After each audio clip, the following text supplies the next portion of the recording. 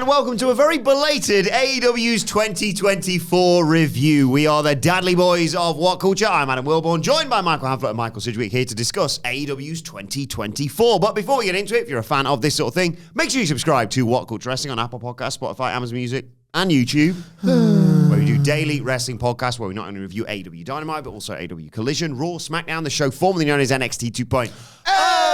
Pay-per-views, premium live events. We have interviews, roundtable discussions, and a round of the week complete with a bloody good quiz, of course, on Wrestle Culture. As I said, though, joined by Hamflett and Sidgwick to review last year for All Elite Wrestling. Where to begin, Sidge?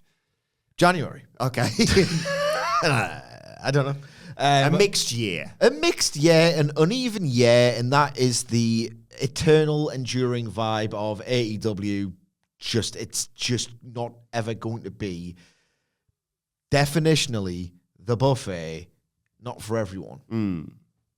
Do you pick and choose? Should it be under an aligned vision? Should it be under a framework? I guess in the wake of Wrestle Kingdom season, a lot of people watched it and thought, my God, surely AEW should be closer to this. Surely it should be closer to this. And whether or not that's even viable on weekly episodic TV, I just love the setting and the framework of New Japan so much. I don't even necessarily like the booking anymore. Certainly the atmosphere isn't what it is. The spectacle, it just isn't there anymore. It was a bittersweet experience. Amazing January 4 and 5 at its peak, but even then, bittersweet. But just the idea of there's a narrative framework, there's a way to get ahead, there's a certain tone. Yes, there's some light there, there's some comedy, but ultimately, they have every card announced in advance.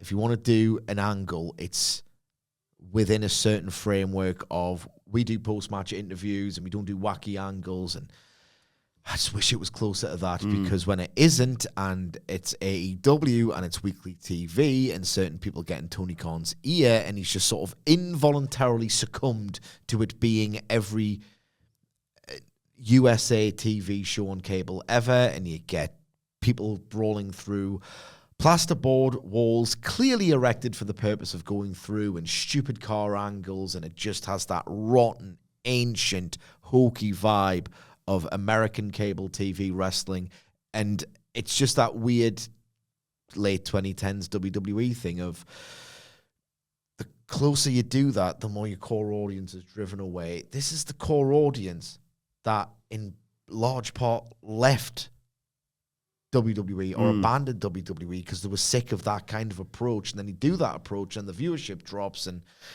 it's just, it's that struggle now of come on AEW, can't you book like this? Come on AEW, can't you do what we want? It's like, well, can't you? Because that's why what are we doing here? Is that not why we're all here? And things they clearly can. I was making my notes for this, and I'm like, oh, there's that, and that to talk about. It's just, but more. Amid all of this, this idea of AEW not firing on all cylinders, not having its own identity, not remotely feeling like an alternative, in battle with the audience that once was so hot for it, you know? Amid all that, you get some of the most seminal things in pro wrestling history. And that's what is ultimately so frustrating. Yeah, like, I remember sitting down to record the 2023 version of this podcast last year and kind of dreading it because all that was at the front of my mind was the bad stuff. And I don't feel like that this year. And the first thing that sticks out to me as an overarching point is that I do feel 2024 was an improvement upon 2023 as a year. And, you know, we're reviewing the year as a whole. And, like, speaking of the year as a whole, there was a tweet by Garrett Kidney, a good follow, a TNA expert, and I believe the man responsible for that incredible social media account that is always right on the button when it comes to a TNA video of a thing that might be happening elsewhere in wrestling. And it was, you know, a point that's been made a number of different ways, but sometimes it's just summed up in a way and it makes you maybe reflect on yourself in our little space in the media and stuff. And it was along the, I wish I could remember the wording, but it was something along the lines of, the message it was trying to put across was, like, because when AEW was at its best, it was sort of like perfection was in reach. And often achieved. But it was like, it felt in reach every single week, and it was often achieved. That the quest for perfection has ultimately been one of AEW's creative undoings, because it'll be this like reach for something unbelievable, but then on the very same show or on the very same pay-per-view, there's something pretty terrible. To Sidge's point, about like the good and bad of AEW at the moment. But that has extended to the coverage of it as well. And I read that, and when you kind of think, that's me a bit, and at first you resent it, and then you kind of like sit with it and be like, that's a very good point, and I think it does extend to media. Like the coverage of it then becomes, well, we did just have this all-timer match or this quite incredible storyline development, but that really, like, the bed. So what a waste of time this week's Dynamite was, or what a waste of time it was investing in AEW because this thing was so bad and so rubbish. And there was a lot of so bad and so rubbish. And maybe only now, 5 years in, is AEW getting old enough that those, to use a WWEism, those two things can coexist and you can still think it good. It's because we've gone all the way through and we can't think it perfect. I am certainly trying as a critic not to just be like, come on guys, just enjoy it, but to see the two existing with one another and like AEW more, like accept that perfection was reached, perfection was lost, perfection might never come back. Very good can still occur and it not be ruined by the bad. Like, that's what I think of 2024 AEW. Given a bit of time to reflect, first week of January now, the first Dynamite's in the books. There are things to look forward to about the upcoming Dynamites, and it's just with that little pause and with that little thought process and with that little reflection, that's why I lead with it was better than 2023, because I think there were things that we'll talk about and we'll have some fun with that were terrible, because you need to have more fun with the terrible stuff. Yeah. WWE fans that are too precious about this. We certainly do about WWE and NXT, and it's part of the fun. But when we're not being so precious about the stuff that was bad, I think it's then easier to praise the stuff that was good and just accept that as the normal. Because if you accept that as the normal and put that hand in hand with the money that AEW made with this new TV Well, deal, exactly, yeah. then you can just talk about it as a success story with some daft stuff.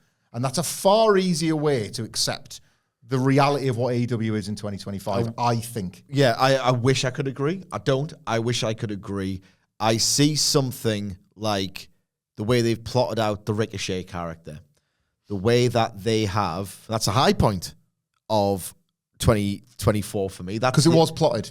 It was plotted. The first week he got booed and people were like, hey, man. And it was like, oh, actually, if you now map it back. And the idea is that they took someone who was hired or seemed to be hired for yet more world-class matches, didn't deliver those world-class matches. And the weird thing is, with of all wrestlers, Ricochet, I'm far more interested in his interviews and his angles and his character progression and development than I am watching him do wrestling matches.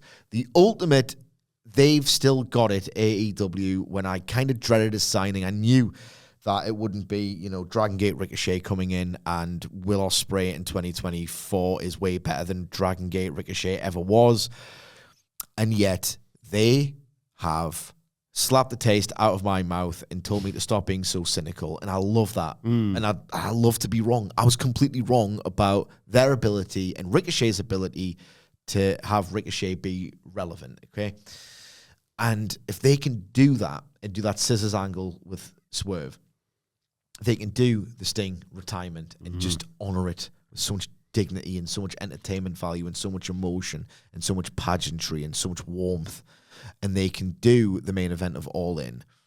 I'm not saying that every single Dynamite should be amazing, but most of them should. Most of them should if you've got the resources and the talent. And one of the other reasons why I'll hold them to a standard that they did not consistently meet in 2024 is that Tony Khan, unwittingly or otherwise, I don't think he was too cynical about it. I just think he got very, very excited about the opportunity presented in front of him. He seems to have taken ownership of all wrestling. And I've said this before, I will continue to say it. Somewhere along the way, the E got dropped. And it's just, we're all wrestling. WWE won't touch that sort of, that energy, that pro wrestling energy. Triple H has already said, we don't do that. We just don't do that. And we don't want it. Go elsewhere. It feels like AEW are nothing. And I know this sounds like such a Mark thing, and you can get fired. We can be indefinitely suspended for being a Mark, as far as I've been made aware this week. So I have to be careful. I don't want to be too much of a Mark. It feels like a betrayal when AEW turns into that every stupid, hokey US wrestling promotion ever. It feels like a betrayal. It's like, no, you've kind of got to, you've given yourself a responsibility to be the very best and to present all forms of wrestling, which you've greedily gobbled up for yourself perfectly. You know, they've given themselves a responsibility. That's, sorry to jump in, but 2024, and this isn't necessarily something to fix from 2023, but I think it's become more apparent in 2024, is AEW is kind of the land of the unsatisfied customer, and I think that's reflected in the buildings. A lack of faith from the core. Lack of fans. Has stopped many people turning out. The fans obviously exist. People still want to like AEW. Like, there's an element of it's still fighting for this title and stuff, but it's like people will still watch. The ratings haven't plummeted so much that nobody's invested. You know, you're still getting TV deals. You're still getting people in buildings. The numbers are much smaller. But that Sidgwick describes there, as one yourself, that betrayal is one of the negative emotions you see attached to the experience of watching AEW from people that still watch and still tune in and still hope. You're not seeing, I've just given up on Dynamite. You're seeing... I see some of it. But there's a lot of that thing on Dynamite left me cold. Yeah. I don't like this thing on Dynamite.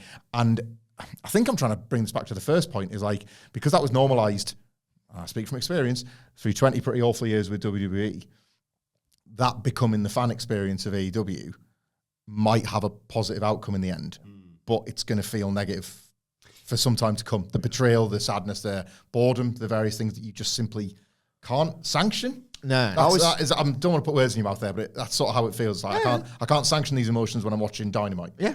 And I'll take boredom, or that was a misfire, or that didn't really work, or I just can't take the influx of old pros coming in and just making it like WWE because that's what they think is going to work. I cannot sanction that. I'm very conflicted coming in here, because we did the WWE year review. If you're wondering where that is, we did that last week. That's available. 100 thumbs up.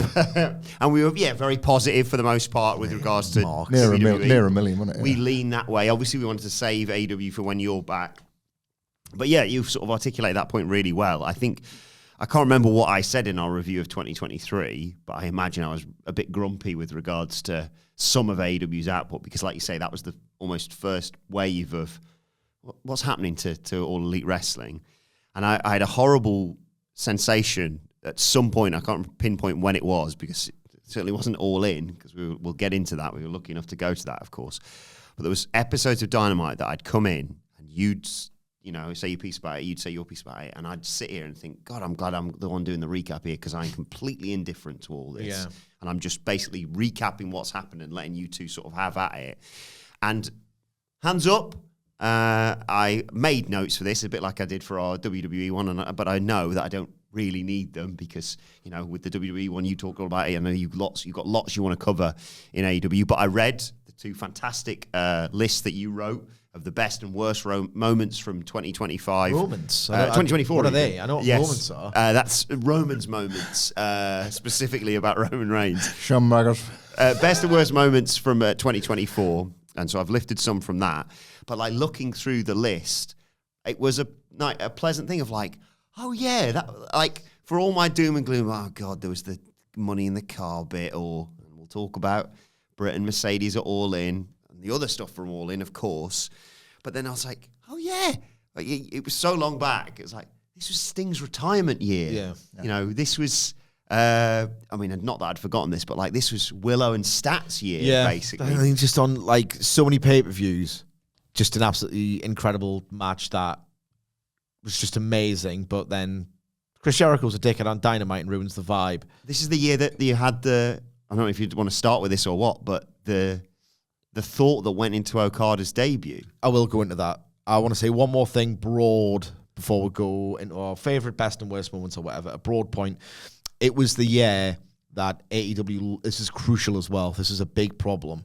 And ultimately you have to show and don't tell these things. And they told people, and people, even though they know the principles, still went, oh, well, I want to like it. They had that. They got a little bit giddy after Revolution and how well received it was critically, and it should be because it was amazing. And then it was like, right, full reset. No more devil stuff. Now we're going to do devil stuff later. What? We're back. Rankins, tunnels, Dynamite, just like you remember it. But that was that desperation of, well, we made some mistakes, but we can still be together. Let's bring it all back. Remember the tunnels? Oh, God, we had so much fun with the tunnels. And, the ranking system, it lasted a week. And then it went from, our rankings are back 1 week later. They're gone. And what we're going to do is we're going to have Hologram win 15 matches or whatever it was. Mm. And then Emi Sakura's going to wrestle for a title before Hologram. What? You know, it felt like AEW had just very transparently and desperately pretended to do something without ever having a firm plan of actually following through. And you can only have so many goals of I'll change, I promise. And then you can't break a promise and expect fans to go along with it. So it was the year that it felt like, it was Tony Khan himself, not me, who said 2024 is the new 2021. And it wasn't. That was a stupid thing to say. That was a stupid thing. Even at the height of his confidence, that was a stupid thing to say. Like, odd choice as a promoter to make that, to choose to say that. And we'll always say, I'd love the power to be back and all the rest of it. And then, I'm going to watch Will Ospreay and Buddy Matthews tonight.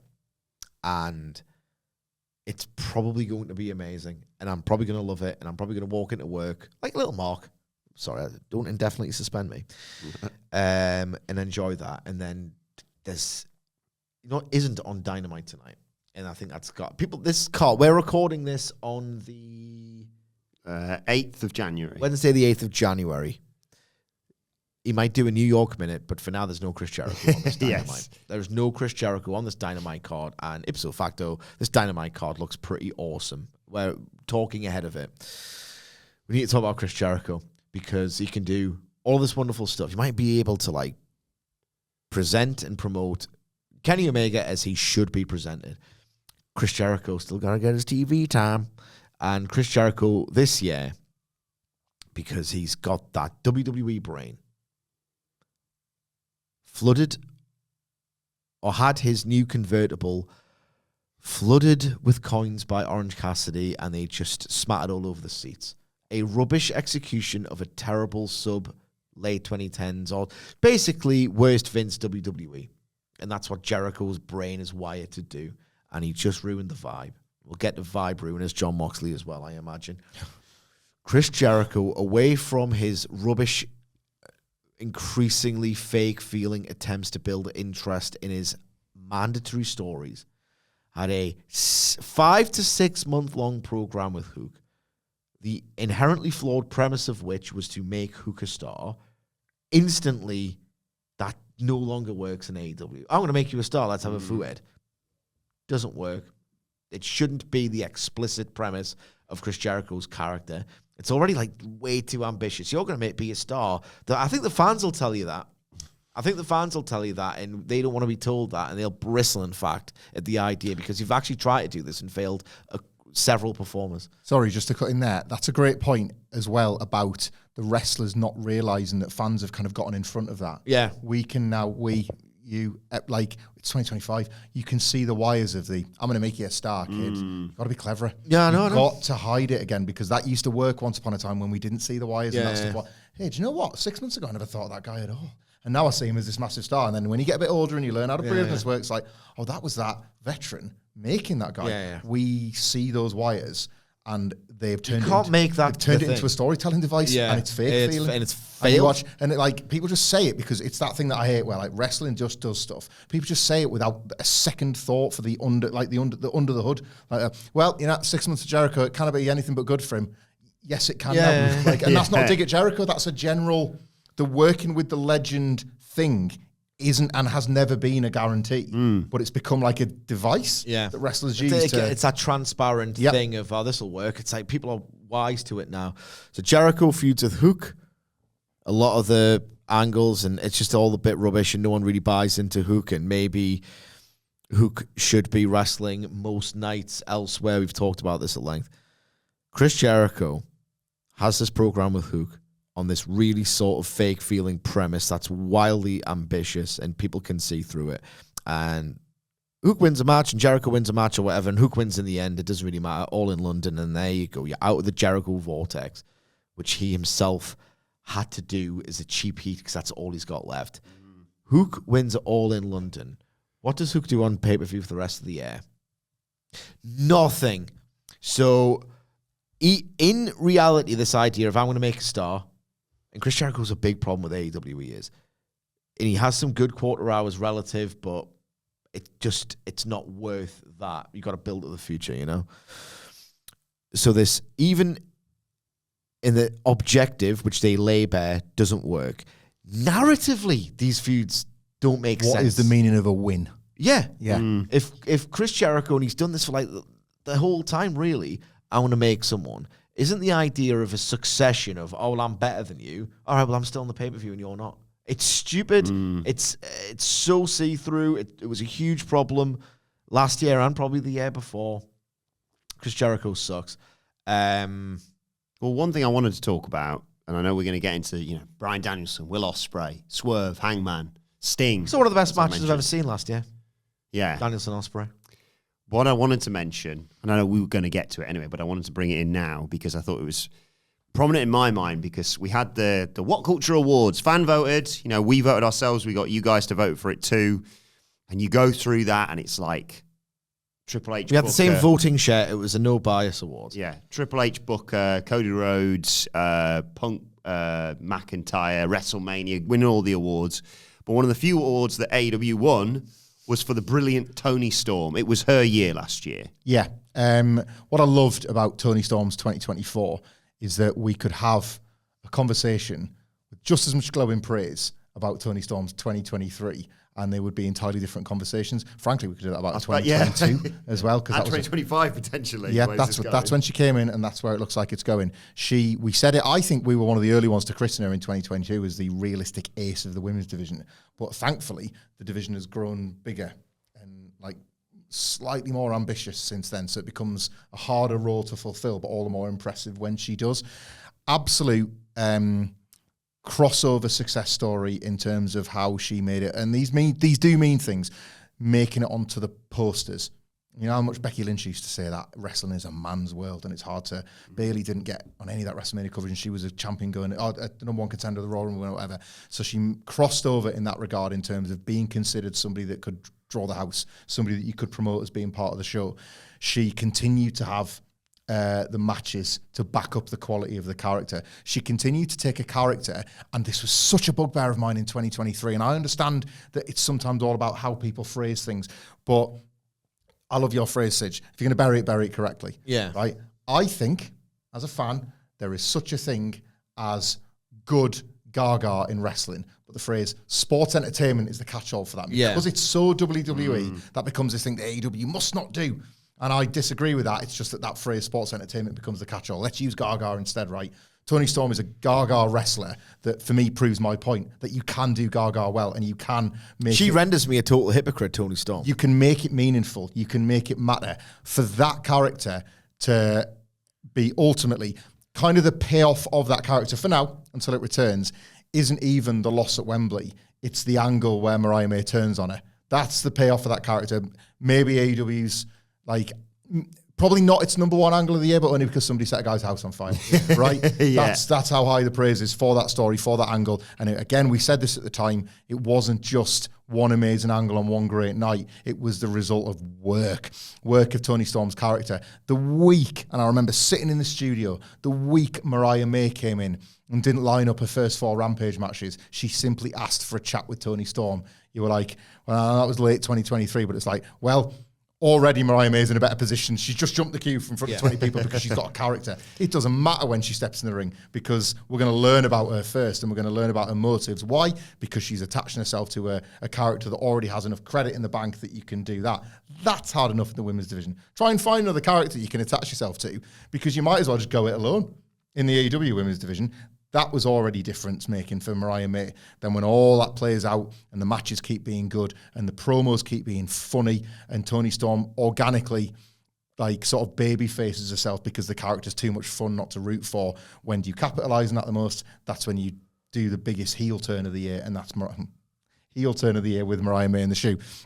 What does that generate? A quality match all in, like the making of a new champion, which matters more in AEW than it does in WWE. Like when that bell rings, that payoff needs to be good as well. We saw Mariah May's early difficult days as champion because it didn't feel like the matches were there, and it's that reminder of how vital that is to the whole process.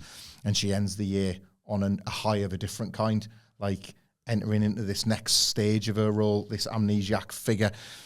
I love Toni Storm for wrestling in general. I think, like, in terms of the 2020s, it's only halfway through, like, one of the more underrated figures of 2020s pro wrestling, because it probably doesn't get talked enough about that she was another one that took a massive gamble on herself, leaving a dreadful Tony Time pie in the face, like, WWE behind. What kind of pie was that? I think she got cream pie, if I remember rightly. Like, her gamble to walk away from that doesn't get talked about enough.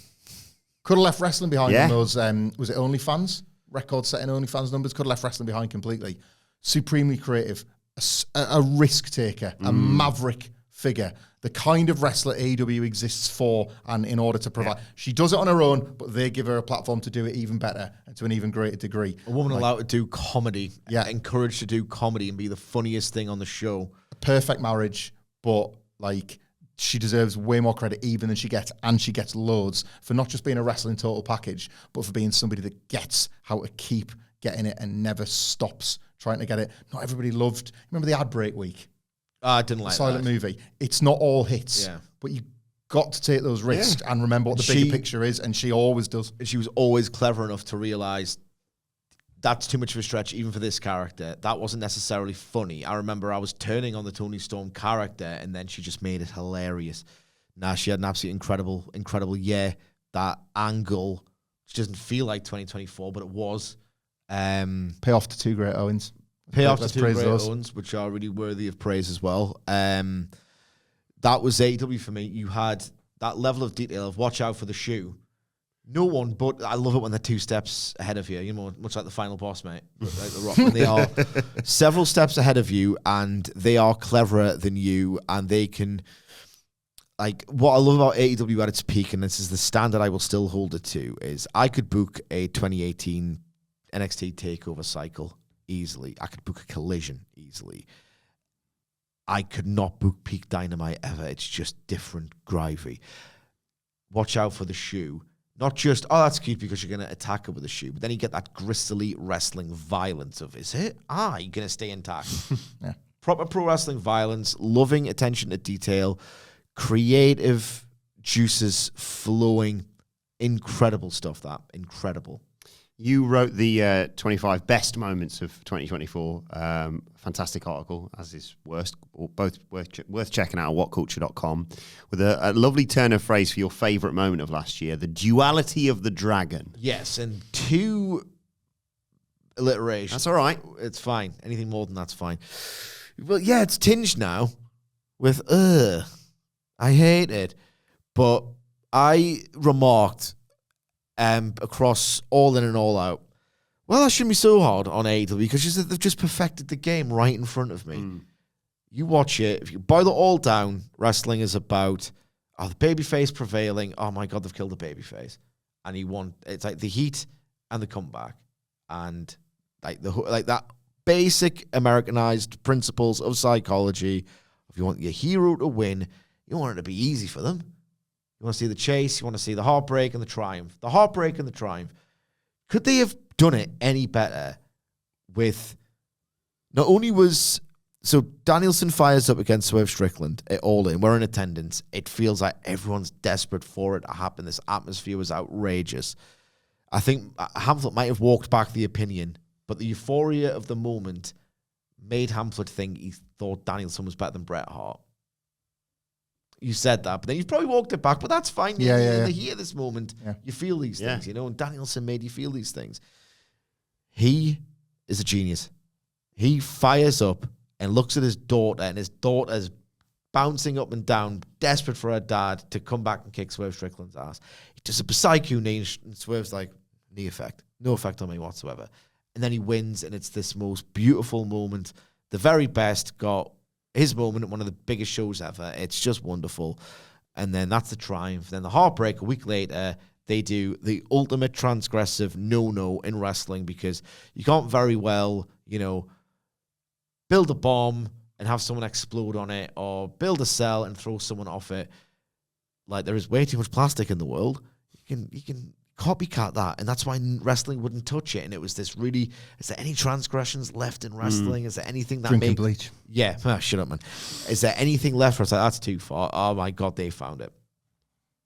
Just AEW perfected the Heartbreak and Triumph of Pro Wrestling in 2024. One of its worst years ever. That's the standard we're dealing with. And then that segues to the Death Riders. What's going on? You can never work out what they are trying to achieve because it's all so cryptic.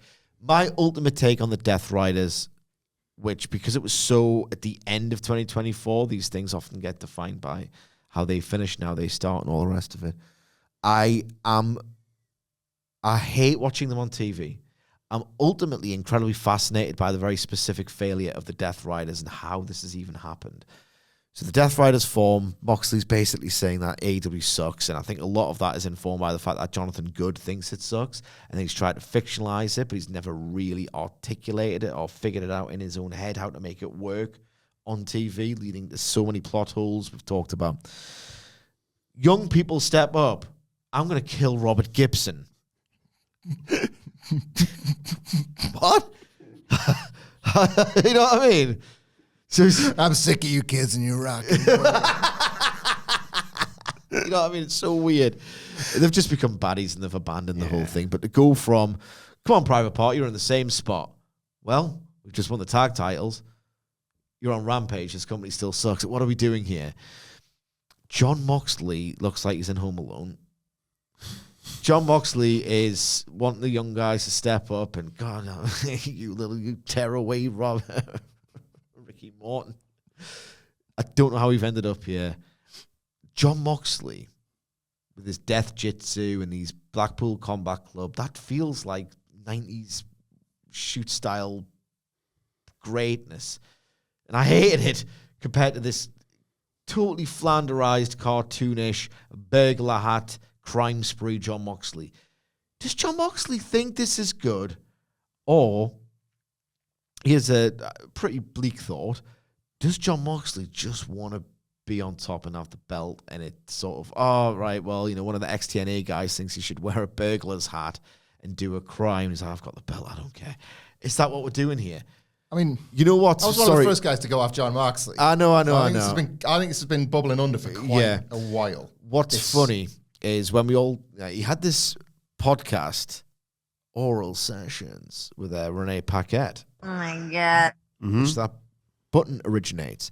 And it's one of those things where things become a little bit clearer in your mind only after the fact. He's talking about how it's when he's on the comeback trail after something that he deserves all the praise in the world for, even if we don't like his TV character, and he's talking about it and talking about how he's finally, it's 2022 maybe, where he's really, this podcast was recorded and he's fleshing out his character, and like, he thinks he's finally, every idea he's ever had about wrestling he's put together, and he has this wonderful 2022. But on that podcast he says that I was so finally backed as the man in 2020. I was backed as the man. I was finally going to be, after, being a champion on a world champion on SmackDown. It's not the same. I'm not Roman. I'm the man. I always, and then 2020 happens. So for Christ's sake, the one time I'm the undisputed man in wrestling and I can't draw crowds and I can't prove myself as being the man. Maybe the fact that 2020 happened to John Moxley has made him want to chase that dragon, and he wants the ball. And as with all wrestlers, we should always point out, it would be boring, and we do it too often, as we say, but we try and be fair. We try and be consistent. As we always say, wrestling never takes time off, and wrestlers peak. You can't be amazing every night. Can't be Midas touch forever, can you? Yeah. And that's okay.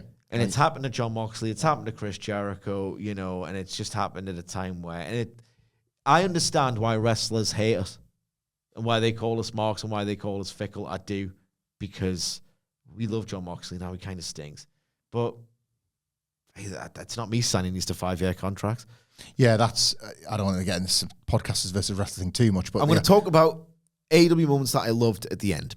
The idea of obviously when you're talking about big stars and you're talking about them that are in control of their own creative, like that's why things are criticised ultimately. You know, it's like you can have sympathy simultaneously for somebody and then also be like, also, I don't like this character that you portray on television.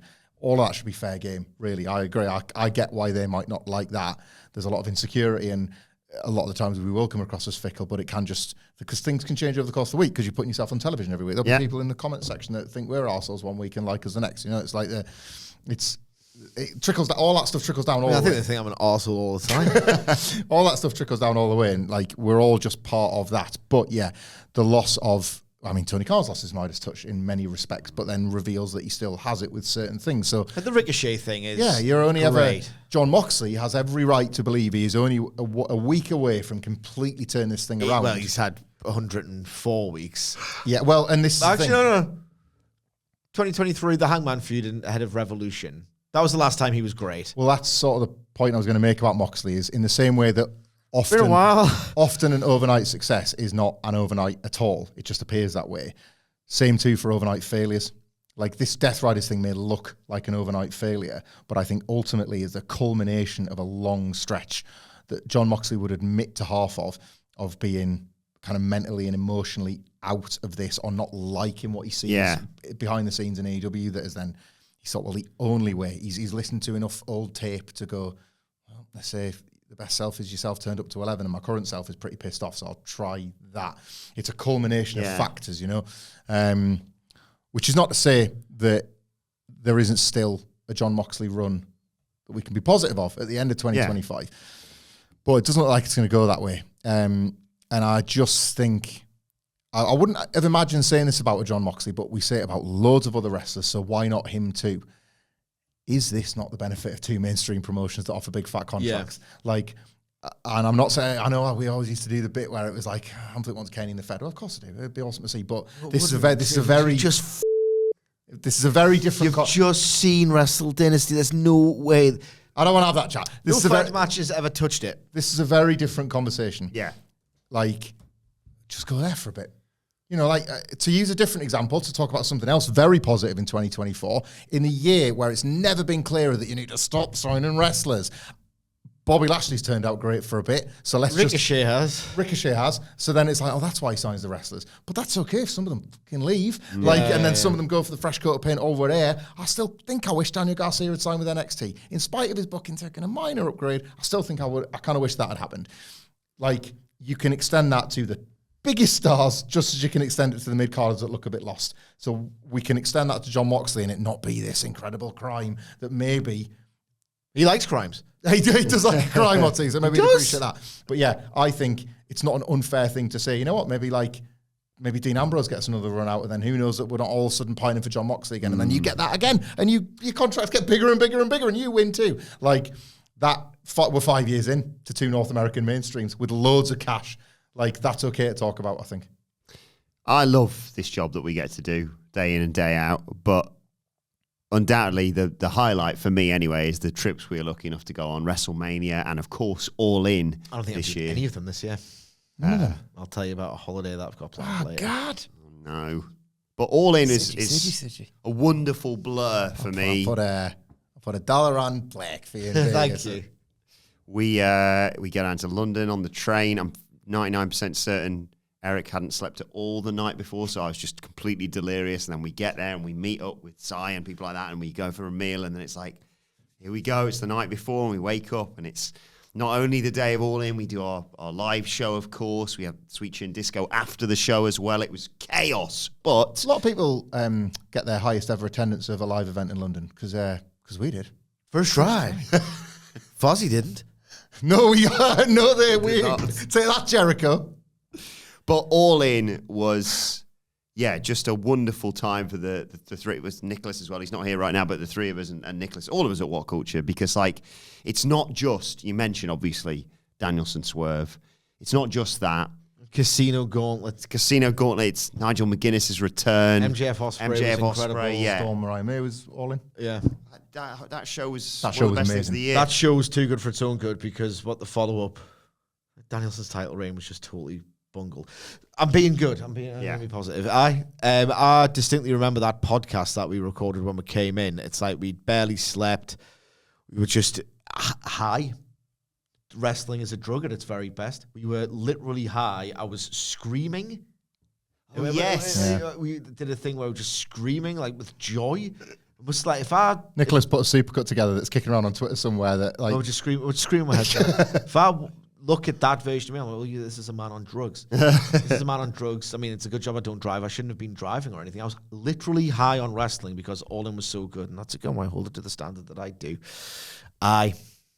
All In was amazing, and I think that it's got so heat beyond All In that maybe you should just have like a baby face on top for a while that everyone just universally adores. Not your Samoa Joe safe pair of hands who legitimizes the operation. An honest to goodness babyface everyone thinks is awesome for a year. You know what I mean? Like just... So he's still a heel getting beaten up by Christopher Daniels, I'm afraid. Yeah, I know. He's sitting right there. They've got 3 of them, man. They've got Hangman Page, they've got Kenny Omega, they've got Will Ospreay. Yeah. Darby Allin, arguably, as well, could be right up there. I want to put All In over. Sidge is much better at putting over what made the matches individually and the performers so great than I am. Not to just be a Mr. Bean looking ass about it, but I want to put over how much they got All In this year right as an event compared to last year in establishing Wembley and the UK as a place for their WrestleMania to exist. Dallas will be big. Just speaking facts here, it won't be as big as Wembley, and then they're going to bring it. No, and then they're going to bring it back. I'm envious of everybody that's going to be in Dallas because they might get the match, you know.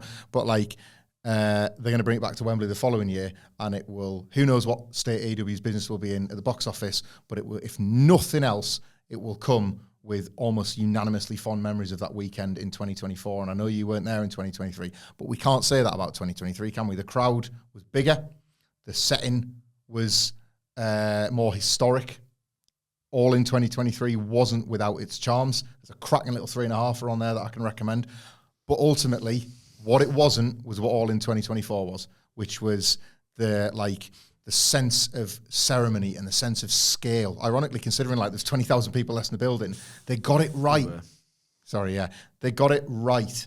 What that show is supposed to look and feel like, and how it's supposed to be when it descends upon a city. You could feel it. AEW owned London in 2024 in a way that it didn't in 2023. They didn't have the promotional chops for what the incredible thing they did in 2023. It was a little bit reflected in the card. You know, we bang on enough about how right we were about the Kenny Omega 6-man, but that wasn't the only case of the wrong match for this kind of show. Not so in 2024. They let you, and they're letting us know now as fans that the same will be true of Dallas in 2025. Buy your ticket, order your flight, whatever it is that you're doing, because if 2024 All In is something to go by, they've shown you what that card will look like. It won't be novelty stuff, so you get to see all your favourite wrestlers. It'll be the best fighting the best in the biggest matches. I want to mention another thing that happened at All In, not to get too negative, but I do want to talk about, we'll try and cover all these topics in one go, just to get them out of the way, and then we'll get to Swerve and Hangman, or Sting, of course. But you can... As a promoter, you can book 2 wrestlers together that on paper should make all the sense in the world, and sometimes it just doesn't work. Mercedes Moné versus Britt Baker, for example. Build was amazing for that. Build was great. Box office. It was the right match. Everybody would have booked it. Yeah. Everybody. The verbal spar between them was amazing beforehand. But these things happen. Sometimes, whether it be just... Britt Baker's worth it. Chad? Yep. Bad year. No one cares. Are they done? Britt Baker versus... heart-wrenching. Serena Deeb 2? No. Nobody. That was her words, isn't it? No one cares, nobody cares. Heartbreaking story of her time off. A real fresh start as a babyface because she already had the stock in the bank. And then she tells you that story of why she was off. Jesus Christ, what a comeback this is going to be. And then things aren't right. Yeah. Things are not right. Right. But you can mention you can book these sort of things, and it just, styles clash or whatever it may be, or people just have an off night at the end of the day. You can't say that about the decision that's been taken by the powers, Tony Khan, to air the footage from All In 2023 and to get physical in-ring. And that speaks to my broader point where you can talk about these incredible moments in a vacuum, and that's increasingly, maybe AEW is the moments company now, everything's tinged with something else. Like, you can't talk really. I mean, you should. The Sting retirement run was amazing, but look what happened to the Bucks subsequent to that. It's just, a lot of it's tinged with just total disappointment and a terrible follow-up. The idea to do the CM Punk footage was Tony Khan having a meltdown over the Ariel Helwani interview. He lost it. He sent out Copeland on Dynamite to be Drainmaker. Is that the one we watched in Philly? Yeah. We like, It was a bad Dynamite as well. Jay White. So the Jay White Billy. Right. I'll never I was pissed in a bar in Brooklyn on one of the nights of my life, and I was like, "Hey, the wrestling as well. I'm bored of this now." There's like flashpoints for me throughout the year of you two, and it's like your face when like Sammy hits the brainbuster at WrestleMania, your face when Jarrett's there at All In, and one of the other few ones. This is me asking you. After the chicken tendies, I come back. What's going on in Mercedes and Brit? literally can't tell. I don't know, Adam.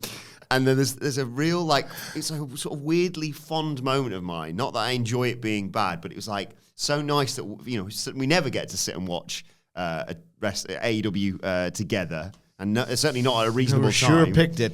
And then we're sat there and we've gone downstairs to that place and got the pizza, and it's like, this is it. We've landed, we've settled, we're in Philadelphia. We're watching Dynamite. I think The Rock and Roma were going to be on Jimmy Fallon or something that night. I nearly went to that Dynamite. My cousin Nick nearly rented a car because it was about 2 hours away from New York, and we thought we could do it. It's a bit of a wacky adventure anyway. Hit a Dynamite as part of a WrestleMania trip. But like, Money saved. It was like, I want to watch Dynamite, but I want to watch you watching Dynamite. I want to watch you watching I get to see you watching your favourite thing a lot. Just like, what the hell is this? Then it was sort of like the gallows humour, which another favourite moment of mine I'm going to mention now because otherwise I'll forget. Because it's not a worst moment of the year or anything like that, but it's one of my fondest memories of the year because of that. And again, another Twitter supercut thing that Nicholas brilliantly put together. It's him splicing us talking over the footage of Hangman Page. Like him and Kip saying you jumped on him, and Chris Cage's like, not yet, mate. I don't have laughed that much the entire year. You need to be able to laugh at that and it be okay in AEW, not be closing down. Exactly. Like, there needs to be more of that in 2025 from the fan base at large. Wrestling can sometimes really, really mess it up. Yeah. You got to just live in that a bit. Live in it. Yeah. Take the piss. But it's the gallows humour of me and you looking, going, they know they're out of picture, right? For Jay White and But he keeps getting thrown around. And then did he go to what was the finish? Wasn't it like a DQ? DQ, yeah. After all that, the footage from Wembley. Yes, sorry. We were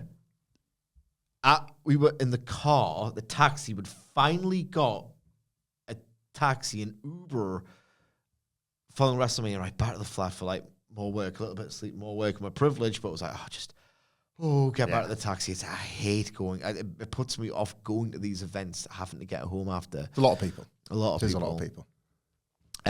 You meet some lovely fans as well, of course, but then the whole idea of I get home, it's a nightmare. Got into the Uber, cramped in, but 10 minutes and then we're back.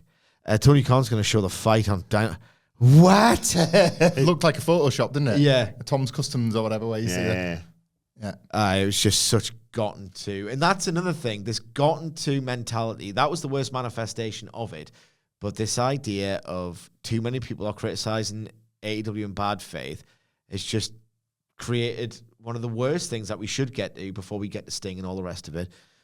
The rah-rah speeches, this silver AEW crap, this idea that AEW must be saved from outside forces, which we will manifest through Mox and Elite, who've been there for, who I really like, who have been there since day one. It's just a load of nonsense. This meant Tony Khan needs to log off. Can I spin that into a positive? Because I did include that on the worst list because you had to, as well as the beatdown of Tony Khan. Because the kind of two things are related. It's funny, isn't it? The two things are related because it was all in service. It was in service of Jack Perry, which was a failed push, but they weren't to know that at the time. You try stuff with people and it doesn't work. And that's tried with Jack Perry. They tried really hard. Tried too hard. But I'm all in favour of, like, the best way to, as a fan, to engage with a character sometimes is to see that character is being, like, actually, like, booked with conviction. Yeah. And they booked Jack Perry with a lot of conviction. Is it fair to say that in 2024, actually one of AEW's biggest problems was at long last addressed? Here we are, sat at the start of 2025, I think the spectre of CM Punk has left. Genuinely. Yes. That was a big problem. At last. Big problem. And you never knew when that was going to happen. And oddly, I think the airing of that fight expedited that genuinely. That won't have been the goal. The goal would have been that Tony Khan had a bit of head loss. But I do think that expedited it. It was almost like everybody said it. Like, when we were talking about the New Day splitting up, and like it was marriage, wasn't it? And like you see this sometimes, you read it sometimes, nobody wants to say, should we call this? That was almost like saying it out loud. The fight happened. Here's the footage. Yeah. We need to call this. If you think about that in the months that followed, it does feel like that's... And that was, I remember you saying this, it was like, nobody can get over it. I know.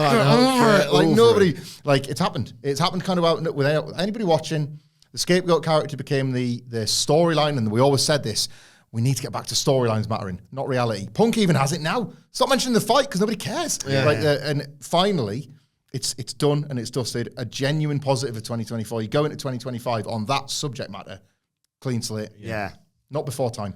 I'm going to say, I know you got some points, but before I forget, the rise of Kyle Fletcher, the booking. Yes. Who wants it? Yep. Kyle Fletcher epitomizes the idea. Perfect example, I want this. I'm going to work incredibly hard to get it. And now he's approaching that Ospreay tier of what an unbelievable worker he is. He's made not himself there part yet. of pay-per-view. Yeah. Singles match guys. He has to have singles matches on pay-per-view now, otherwise it's a failure. Loved Kyle Fletcher. Loved Willow versus Stat. That match at All Out was unbelievable. Yeah, you've pinpointed in your list the splits bump, which is such a perfect flash. I loved how they had a little iconic moment to go with the idea of it just being this defiant, piss off, it's my turn to kill you energy. Just that awesome Tanaka. I think it was Ibu of Wrestle Purists who described it, and I went, perfect. Harder to do that now because there's a plunder match every week. I know. It was so well done. There'll be some Danielson Ospreay is one of the best matches I've ever seen. Absolutely incredible. Darby and Takeshita almost sewed it up last January. Yeah. Yes. Right with that TV match. Derby and Ospreay was 2024. Yeah. God. God. Yeah. Jesus. Unbelievable. The C2, again, you can't trust it. We were pessimistic going in, I think it's fair to say. Booking of it was, I don't know where this is going to go. Yeah. Ultimately, I think Darby should have went on his sword against Okada, but maybe there's at least a new match that we're waiting for. Again, like, it's just, even as much as I get annoyed by it, this rah-rah speech, the plot's being lost, AEW's become very cultish, the fecklessness that runs through this promotion, all of these criticisms that I have of it, to this day, I still have to remind myself, have some perspective. You're going to see just some of the best stuff you'll ever see, even in this sort of, not dying promotion, that's way too hyperbolic. This ice-cold promotion can still feel like a cauldron when it wants to. But also the acknowledgement of that, and then doing the collision tapings in the, I forgot what venue it is. Maybe the belated listing Arlington, company. Arlington. Yeah. And then, the smaller buildings as well. Yeah. The belated listening company, you have to just nag at them a bit more. You have to penetrate this sort of very paranoid defensive fortress. And, a systemic nightmare is what AEW remains backstage. Yeah. You hear things, not from enough people to report them. I'm not saying we're reporters, we're critics, but you hear things. And it's like, Jesus Christ, you can't really build something flourishing on the foundations of AEW. John Moxley has tried to turn it into a storyline.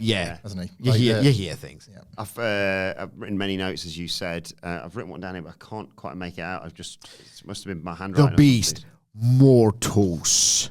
Real highlight for 2024. He's a job out of the stars, but it was a nice run while it lasted. It was great, wasn't it? There's too much had it, lost it with AEW, isn't there? But before it became capital A, capital T a thing, the sheer charm radiating from and the sensational trios matches wrestled by were much better before they got the name. Conglomeration were great for a month. Was there a 3, a 4, and a 5? Am I remembering that correctly? There was what would be better than this awesome 8-man match you've just had? 10-man? Yes, they had, I think, a couple of trios matches where I'm like, this is out of this world vibes and action. So before it became a canon thing, the conglomeration was amazing. I did always find it funny when we did we were covering the whole Tony Khan gets physical, Tony Khan gets attacked, Tony Khan in a neck brace, Tony Khan's off television, Christopher Daniels is the assistant to the regional manager. And you're like, these bloody young bucks running this show and booking Collision exactly the same Yeah, way. like, I'm sure Tony Khan would hate Adam Copeland wrestling a stablemate of his upcoming pay-per-view rival. Well, piss off. They just didn't go anywhere near hard enough. And then I'm glad they didn't at the same time because the premise of the angle sucked. Before we talk about a man burning another man's house down, I just want to quickly mention... Swerve, champion, loved it. Yeah. Absolutely loved it. Again, I love it when I can do this and hold my hands up because world champion Swerve Strickland, a lot of people, myself included, were like, well, Ospreay's here. The timing couldn't be worse. And fair play to Ospreay, who, how can you not mention the year he had? He was absolutely incredible. Serves him right for being, I mean, it's his problem. He's too good. Incredible. Not like we've talked, I think, with a lot of balance, I hope, about simultaneously what we love about watching Will Ospreay, the wrestler, and find a kind of emotional disconnect with on occasion. He has flourished as a TV character in a way I could have never, ever, ever imagined. Like his TV matches are never bad, even if you don't think they're weekly fives like Dave Meltzer does, and he's more than entitled to that opinion. They're never bad, ever. So the bar with him, we were talking about the Kenny Omega has got to compare against himself, let alone the rest of the industry. Ospreay's in that, very, very rarefied air. What a comfortable and believable weekly promo while backing up the work in the ring as a babyface. He was dislikable for such a long time. You thought he's only ever really going to make it as a heel, as a character, because it's just that's the version of him you buy into. No, he's an amazing babyface. While so many wrestlers were told to have to fly the flag for AEW, Will Ospreay was showing you how to actually do it without needing a literal flag, Daniel Garcia. Because that's how you do it. And when the story got out about, I want to get this match with Swerve Strickland out of the way because I think he and the company needs it to show that he is the best wrestler, not me. A selfless bit of business, even if we know that story to be true. But Swerve did do that. And Swerve was probably my wrestler of the year because it wasn't just about the matches, which were often amazing. It was about... He was so cool. What it is to be a champion, to run with the ball. Cool badass. Yeah, like the impossible not to love, like... The babyface term was... MGF, you little bitch. Love that. Like, just, like, elite tier promo as a champion and... Pivoted brilliantly for the Danielson match as well, because it's like, we were worried it was going to be like, people might be a bit split here. A proper 2024 tweener.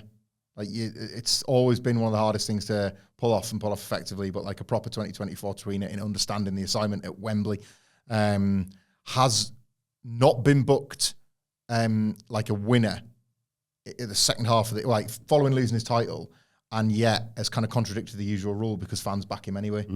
He's not yet anywhere near that point where fans like, you're losing too much, it's time to get off your bandwagon. Not at all. If anything, it's kind of like strengthen that base. And if you look at the ability to give Ricochet the heavy heat angle on somebody, they've given it on Swerve, and fans are now thinking, you've made the biggest mistake of your life. You've done that to Swerve Strickland. You've seen the stuff he does.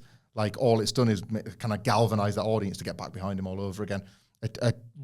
He's made it for himself. Let's not just put this on AEW, but a proper success story. I was going to say, it's hard to talk about Swerve and Hangman Page because it's sort of, as we've mentioned before, spread across last year, 2023 and 2024. But then again, this is the year that Hangman Page burned his entire house down. Yeah. That was a bump on the cinder block. That was ridiculous. Like, I will say, I think I'm the lower guy than most on the...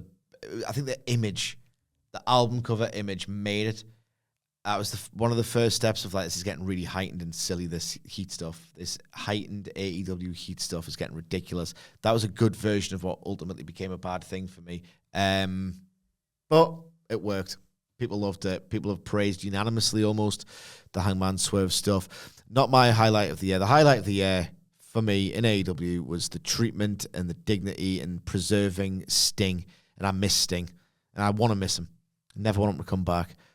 I just felt like a kid watching him. And that was the party matches were great. The just dissonance between how old we know him to be and the absolutely mental stuff he was doing was always just a giddy, illicit, wonderful thrill.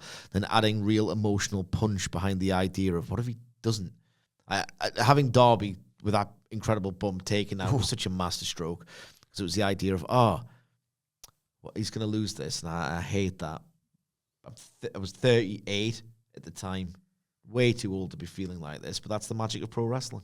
Sons being in there. Yeah, it's just There's not many great retirements in that's because wrestling. anyone retires. Well, yes, but it was just perfect. It was perfect. They've and Sting has done this himself, but with AEW as well, they've squared that nobody ever retires circle, because every comeback Sting makes, like we were present for the first one, is going to be received as, oh my God, Sting's here. Yeah. It's not a breaking of retirement. It's not a breaking of a rule. You can do an angle, you But just can't wrestle a match. He is the superhero he always was, saving the day.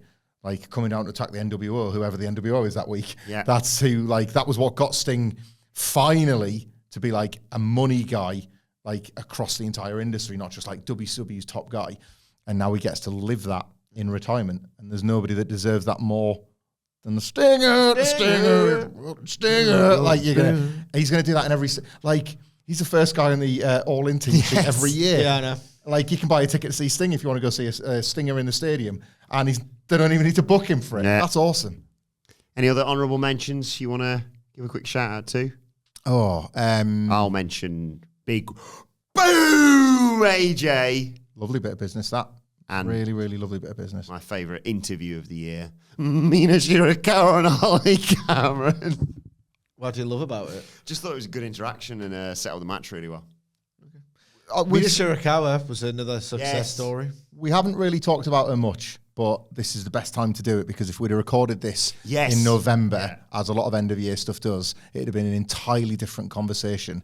Thank God Mercedes Moné has found her spark, because it's taken no time at all for me to just fall back in love with Mercedes Moné when I thought that was never going to happen again.